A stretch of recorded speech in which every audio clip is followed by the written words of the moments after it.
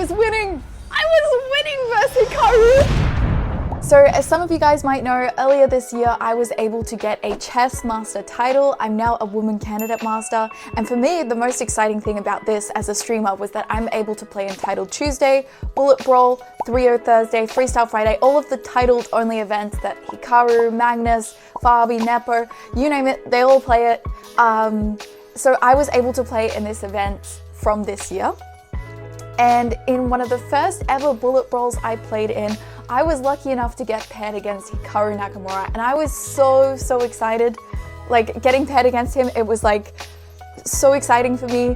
I'd never played him before this, obviously, and it was so cool. And one of the things that really surprised me about this game was that I actually played really well. Even though I was actually shaking, I was so nervous, I played a really good game. So I'm gonna show it to you guys today, and I'm really proud of myself that I actually made him struggle a little bit for a win.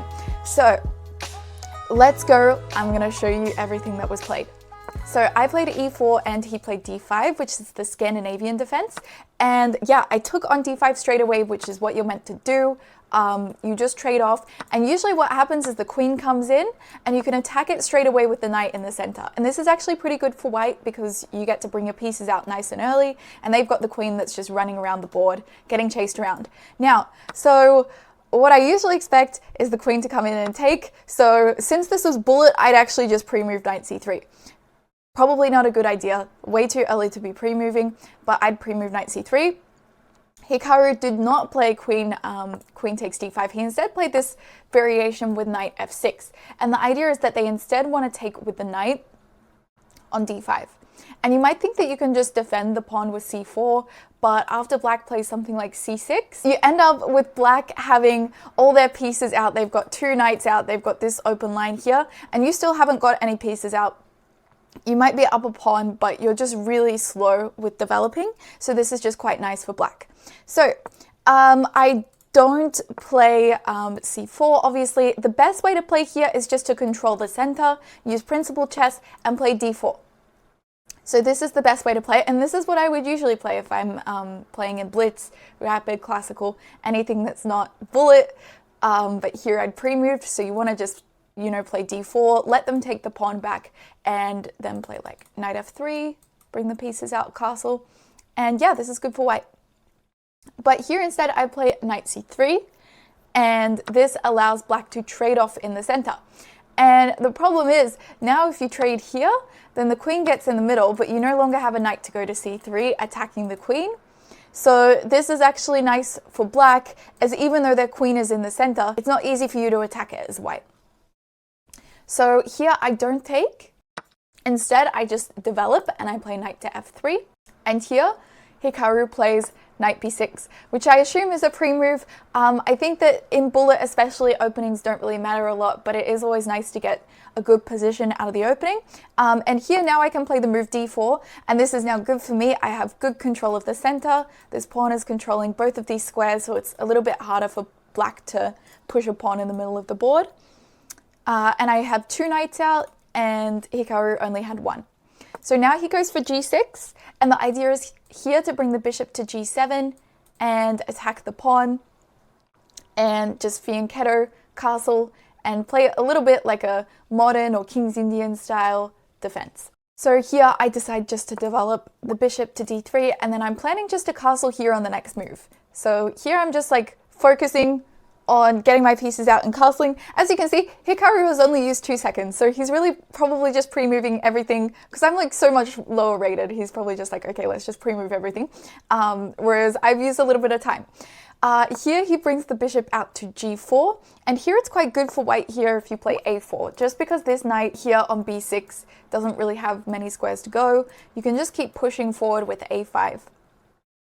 So here a4 would have been good, but instead I just keep focusing on developing and I play bishop e3, just getting this bishop out. And then I'm thinking like maybe I want to go queen d2 and castle on the queen side, because when my opponent, you know, is planning to fianchetto, I always get this idea that because there's a little bit of a target on g6 that I want to just castle queenside and then push all the pawns. You got to be courageous no matter who your opponent is. And yeah, here he goes bishop g7 and he's planning to castle. And now I play the move h3. And here I just want to make the bishop go away. If they take here, then I'm happy because I have 2 bishops. I've got the target on b7 that I'm attacking, and then I can just castle here on the next move because I've got the queen out. So I was really happy when this is what Hikaru played. He took on f3. Instead, the best move is to go here, but this looks a little strange because you're blocking off your e-pawn. So here he takes, and I take, and now I'm attacking the b7 pawn. So you have to defend it somehow. And he just develops a piece and also defends the pawn at the same time. And it also attacks this pawn on d4 as well. And the nice thing here is that I don't really need to, even though there's a lot of attackers on this pawn, I don't even need to defend the pawn. So here I just castle queenside. And yeah, this is pretty nice because if they take, say they take with the knight like this, after this you can take, bishop takes, and then you can just play knight e2. And yeah, so the queen and the bishop are lined up on the same diagonal. So if you move the bishop away, then I have something like bishop b5 check winning the queen. So then here you should just castle and we can just play takes, takes, and bishop takes g6. And here the queen is under attack, so we've won the pawn back. The queen has to move somewhere and we can trade queens and move the bishop back. So yeah, that's if knight takes, and then similarly, if bishop takes, this is a little bit different, but we can just go bishop e4 and use the fact that the queen and the bishop are lined up again. So after takes and takes, the queen will have to move somewhere, and then we'll be able to grab this pawn on c6. So you can't take the pawn, so I could just castle here, and of course, Hikaru does not take the pawn because he's pretty good at chess. Instead, he just castles. And here, I decided, here it was really strong to just play h4, which I'm not sure why I didn't play this. I mean, this makes a lot of sense. Again, you can't take this pawn because the queen is going to come in, the pawn is going to push, and you're just going to open up the king. And it's just a waste of time to take this pawn. But yeah, I didn't play this. Instead, I decided to play bishop e4. And I was like, I'm just going to target the knight on c6. And then I thought, if takes and takes, I can take on b7. I can also start pushing over here. I can go knight e2, attacking the bishop as well. So I thought this looked pretty nice for me. But yeah, again, he doesn't take. He instead plays queen d7. And he has only used 7 seconds of his time so far. I've used quite a bit more, but I do have a nice position. And I think I was just kind of running off autopilot right now. So yeah, queen d7 was played. And I decided just to take on c6 because I was thinking, okay, if the queen takes, I'll take. And then I get to play this endgame where there's the double pawns and I'm probably a little bit better. So yeah, I was like, I'm happy to go into that. And then otherwise, if the pawn takes, there's double pawns anyway. Although I don't really stand by what I played here because the problem is that even though the pawns are doubled, it creates this open file to attack on b2. So I think that honestly, in the game itself, it was probably not good to take on c6. I probably should have kept the bishop on the board. Maybe just gone for the kingside attack. Just play h4, h5, g4, push the pawns. But yeah. Okay, so anyway, I take on c6, he takes back with the pawn. He doesn't want to trade off the queens just yet. It's probably better for him to keep it complicated so we can win fast. And here I decide to play h4, and it just wasn't quite the right time to play this, you know, but it was still a good move. So instead, the engine just wants to focus on attacking this pawn here by bringing out the bishop to f4. And then we can attack this pawn that is very weak because it is stuck behind this other double pawn and you can't move it. And then you can bring this bishop out to e5 maybe, try and trade off the bishops and bring some rooks into the middle and attack here too. But yeah, instead I decided to go for the kingside attack and I was like, I'm just going to push pawns and go crazy with it. He goes knight c4, attacking b2, attacking e3, and I decide just to push forward with h5. So he can take here, but I'll just take back with the pawn. And now I have 2 pawns in the center. So I think that looks fine. So yeah, I go h5 and he goes rook b8. And this was when I was like, oh, this is kind of scary actually. This is kind of scary because now the knight and the rook are teaming up on b2. And yeah, this is a little bit terrifying. So there's only really one move that I can play to defend. I can also play knight a4. I can play knight a4 to defend the pawn, but this looks very uncomfortable because then the queen can start to come in. The queen can go queen d6 and then queen b4, and then there's 3 attackers on this pawn, and I can't play something like b3. Like say if queen d6, if I tried to go for b3 to kick the knight away, then the queen could come in, and I thought this was mate, but it's not. But this looks pretty bad. This looks pretty bad because after takes, then actually the knight is hanging on a4. So after takes, because of this pin, knight is hanging on a4, so black is just winning with tactics. So yes, instead I decide to just play b3 straight away. And this time the queen doesn't have time to come in, because if you play this now, then I'll just take the knight, and after a check, my king has this escape square on d2, which it wouldn't have had if the knight was on c4. So yeah, here I play b3, and here he decides to keep pieces on the board and he goes knight d6. And yeah, I found a nice move here. Like this knight is planning to reroute out to f5. The knight wants to get onto the f5 square. And I decided I can continue the attack on the king side and then also stop the knight from getting in by playing g4. And yeah, so now the f5 square is occupied. This square, the knight can't get to. So all of these squares where the knight wants to move forward, it can't go to. So the best move is actually to play knight e8, which feels a little bit uncomfortable. So here, after g4, Hikaru plays queen e6. And we're, I guess, just building a lot of pressure on where my king is on this side of the board. But here I decide to play something. I don't know why I decided to play this. I should have just like taken here, I think, and played queen h3. Like after takes, queen h3. I have this really nice attack on the king. The king has to go to f7. I can't take there because of the rook coming in and my queen getting trapped. But the king on f7, it's not looking very happy. It's not looking very happy. Like maybe we can just go with a check here and take this pawn on c6. So after something like this, you'd be able to take on c6. If you go back to g8, then we could go queen h3 again. I don't know, a repetition wouldn't seem so bad, but eventually we could just take the pawn on c6 in the end. But instead, I decided to play g5 because I was like, I wanted to attack. I wanted to push all my pawns forward. And here I was like, all right, let's just go all in. Let's push this pawn as far forward as possible. Although the problem is it liberates the f5 square for the knight. So now Hikaru immediately takes advantage of that and puts the knight on f5. So now I'm like, maybe I'm in a little trouble. I decide to take on g6 and then bring the queen to h3. I'm threatening mate in 1, but obviously he's not going to miss that. He moves the rook away, so now if you come in with a check, the king just goes to f8, and there is no mate. There is no mate. So instead, I decide to put a rook on the e-file. I should have probably brought this rook to the e-file. This seems better because it keeps my rooks active. Although Engine still doesn't like it. Engine still wants me to play bishop f4. But this looks kind of terrifying to me because you hang the pawn in so many ways. I guess here, do we trade queens? No, we just take on c7. That's a fork. Okay. Okay. So I guess the idea is just to target c7.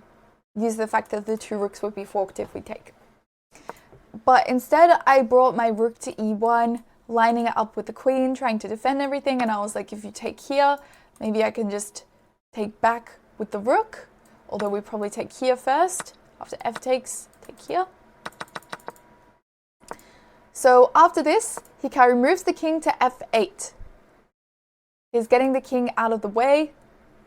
He is not going to be vulnerable to any future checks if the rook comes back. And yet the king has moved out of the way of attack. Here I find the move bishop f4, and this time it's attacking the queen as well. So this is a nice move to have. Like we're attacking here, we're also attacking the queen at the same time. And yeah, here the position is really good. This is a really nice position. It's like +2. He goes back to d7, And here it was quite strong just to bring this knight in with knight e4.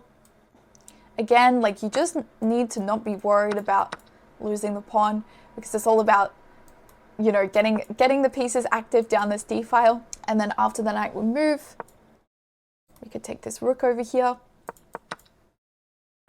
So after bishop f4, queen goes to d7, I decide to play bishop e5.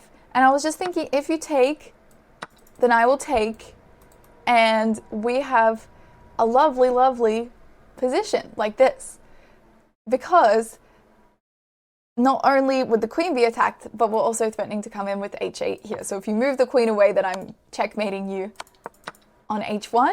Sorry, on h8. So yeah, this was basically my idea with this move. I was like, okay, if you take, then I'm winning. Yay. But he doesn't take, he instead plays f6, and this blocks off the bishop, and this is a nice move. I decide to trade and then move the bishop back to f4. He takes the pawn, and then I decided to trade queens. So I could have played I could have played queen e3 and then just kept the pressure on everywhere, but I thought, like, maybe he just goes c5 and defends. But then I guess we can attack the defender of this knight. So this is quite interesting. Instead, I just decided to trade queens. I was quite low on time right now, so I decided let's go for some trades. He plays the move c5, which is a blunder, and it's best to play knight a4, but I play knight e4 with the same idea that I'm wanting to attack this pawn here. And I wonder, like, why the knight on a4 is better than a knight on e4. I guess maybe the knight on e4 is more easily attacked by the pawns. That's all I can think about. Maybe if someone in the chat sees why knight a4 is a lot better, just let me know. Okay, instead I play this with the idea to attack the c5 pawn that is defending, and then here he goes rook d5, and here I have a nice tactic because we can remove the defender of the knight and just take this pawn. And so I take, and then after Hikaru takes, I'm able to just take on d4. It was better to take with the rook because that's probably more active. The rook can come into d7, but I'm able to take here, and now we are equal material again, and my pawn structure is looking a little bit nicer maybe because I've got 3 pawns here. He's got a couple of isolated pawns. I only have 1 isolated pawn, so maybe my pawn structure is a little better.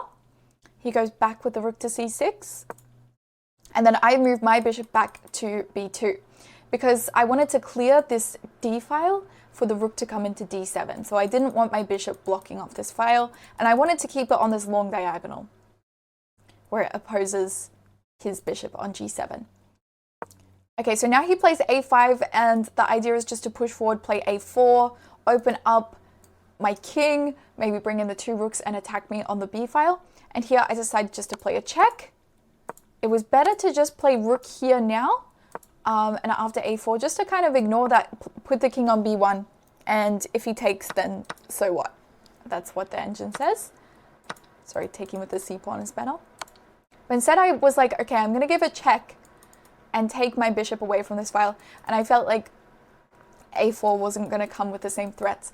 And I was like, once the king moves, the king has to move over here, and then I thought once my rook comes in, the king is very, very hard done by to, like, come into the center. It's not easy for the king to reach the center. So I thought if I can push the king further away from the middle of the board, then I'll be better. So I play this. He plays f5, pushing forward, and now I play bishop b2. And here my idea is I just want to trade off the bishops and then bring in my rook. Because if I go like here straight away, the problem is he has this move bishop f8. And then my bishop, wherever I move, my bishop would be hanging on a3. And I would just be completely losing. So I was like, okay, let's first trade off the bishops, and then I can bring the rook in. Because there's no way you can really contest this open file. And if I have 2 rooks on the 7th rank, I would be very happy. So I played this. He plays a check, keeping the pieces on. I move the king over to b1.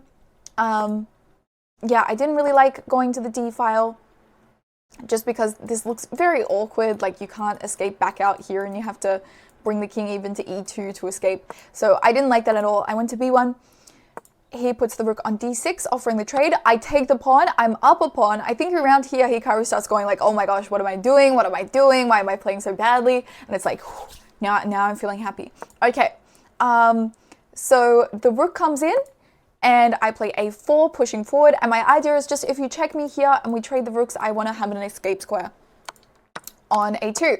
And that's what happens. He goes here and he blunders. He blunders. I have 11 seconds on my clock. I really wonder what would have happened if I found the correct move here. I found like the first correct move, but I didn't find the tactic. And it's actually quite, when you look at it, it's like an easy tactic too. So the idea is you can just go bishop c1. And it's the same idea that we had before when my rook and bishop could have been lined up on the diagonal. Both the pieces are lined up on the diagonal. And you are attacking this wherever the rook is moving, you can take this bishop. You know, you can try and play on with bishop f4, but I can just give you a check and then take. And here we are. I would just be up the exchange. I would be up 3 points of material. And really, I can just start pushing these pawns on the king side. Like maybe I would play rook here just to cut off the king from coming in. You know, try and bring the rook over and attack the pawns. And then just start pushing. Just start pushing. So unfortunately, yeah, I played rook c8, which was, yeah, you can play this first, and then after the king moves, then bam, we still have this. But I didn't find it. I instead played c4, and c4 was not the move. It was not the move.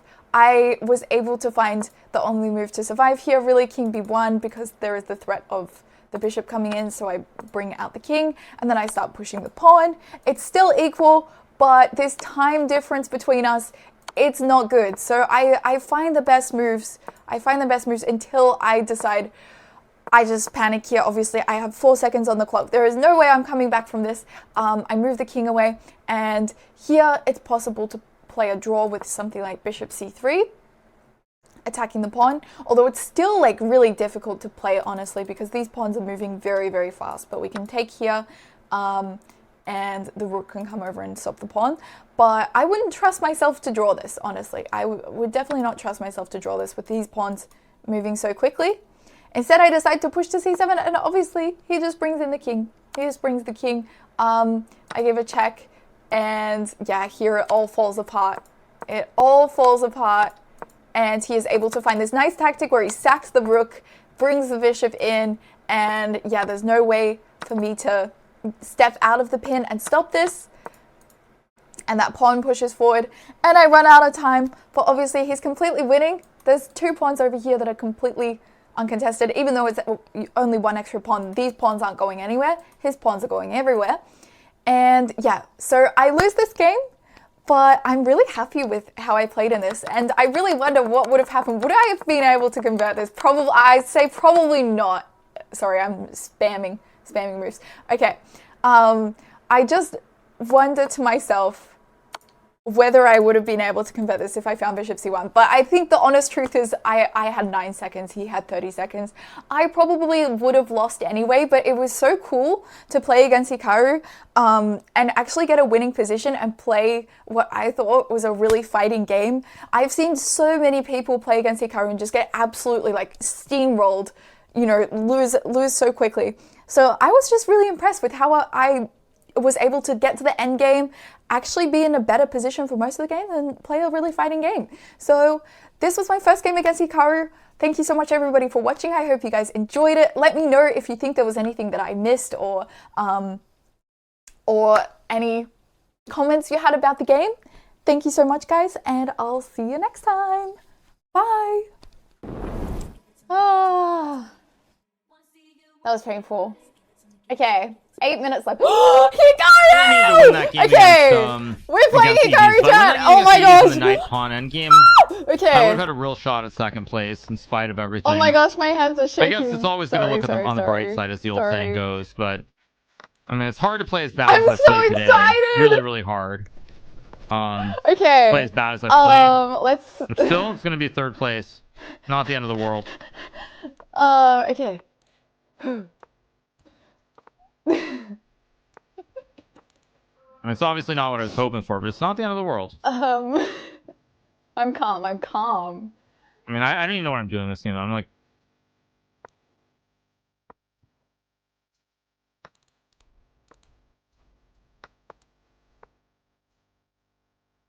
Oh my gosh, my palms are sweaty, knees weak, arms are heavy.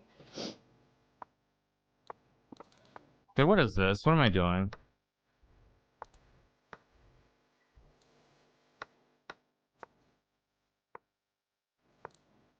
First C5 is a horrible move, but I'll still win on time. Yeah, I'm not playing very well in this game. I'm like, what is this for me?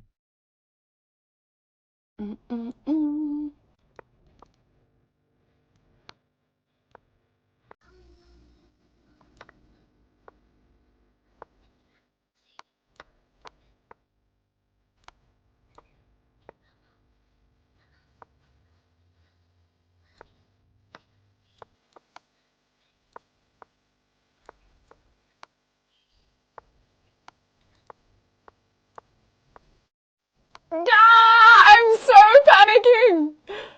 I'm just so excited to be playing Hikaru. Okay, well that was fun. That was fun. I got crushed, but I love it. Okay, I actually had so much fun. I had so much fun. I can't believe I got to play Hikaru. Okay, I know. I was just shaking like the whole game. Wait, I was winning. I was winning versus Hikaru.